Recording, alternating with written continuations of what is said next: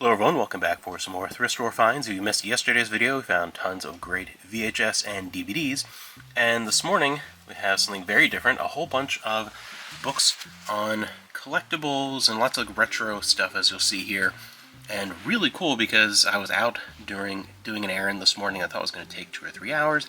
Ended up taking about an hour, so with extra time, made an unplanned trip to a thrift store, and very happy that I did, finding all these books. You know, some of them really expensive books, and they were all like dirt cheap, you know, $2 to $4. So I was like, wow, awesome. Starting off with this Master of Monsters, Defending the Earth with Ultraman, Godzilla and Friends in the Golden Age of Japanese Science Fiction Film. This is a really cool, big book.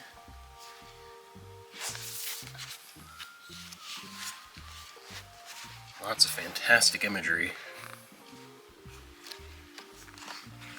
Some Ultraman.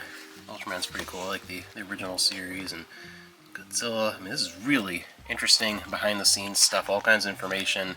Definitely a cool book, and one that has become fairly valuable over time, as well as The Ultimate Guide to Vintage Star Wars Action Figures, 1977 to 1985. These used to be much more of a thing. There used to be tons of guides for anything that you can think of, any kind of vintage toy, stamps, dolls, coins, whatever. Before the age of the internet, they were used for information. There used to be annual ones for certain things, especially like cards, for people that would be selling them too, to be up to date on information, and collectors as well. And then over time, because of the internet, those kind of went away, but we had still some like this, which were much more for the information and the pictures, and more of a collectible for, you know, a super fan, rather than something that was more of like a pricing guide, even though you still have that information in here. So this is really a fun thing for fans of older Star Wars action figures. Then getting into another great science fiction fandom with tons of amazing collectibles. We have the Planet of the Apes Collectibles, the unauthorized guide, with trivia and values. This is really cool. Christopher Salzville look at that collection. That's amazing. I really like Planet of the Apes. That's awesome. I probably would have been much more into collecting Planet of the Apes stuff if I was a little bit older, to have been around at the time, because a lot of it is definitely a little harder to come by these days compared to some of the other like Star Wars and Star Trek kind of stuff. But Ape Mania, all kinds of stuff. Some of the books, I've seen a couple of those over the years.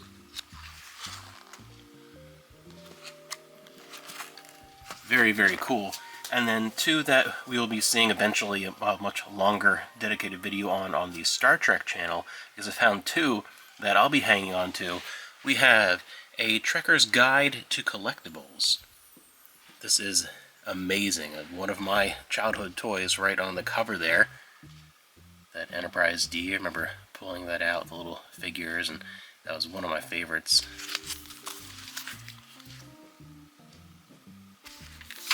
This is awesome. This is something that I will be pouring through, and this is what I mean about something that is just kind of fun for a fan to have, with all the different pictures of all the different cool collectibles, and to be able to see sometimes even just like the packaging or the advertisements or some weird oddball stuff that you maybe have never come across before, or some vintage things that now, I mean, finding them in any kind of condition is either impossible or unaffordable. So it's cool to at least have a book like this to see all these different amazing vintage collectibles. And this is definitely my childhood here. All the Star Trek Playmates figures, the hundreds of them that they released over the 90s and into the early 2000s. That Space Talk series, I always wanted one of those, never had one of those. And more of these large ones here, the kind of what I like to call them the Barbie size ones. I had a couple of those there. I had that Geordi from Generations. Those are pretty cool. The board games, and the Star Trek everything, the watches, and all kinds of stuff. These were really cool. These were basically the Star Trek, like Mighty Max or Polly Pocket type things. I had that phaser one. That was really cool. Of course, the Enterprise D bridge, all kinds of stuff, and getting into some of the play sets.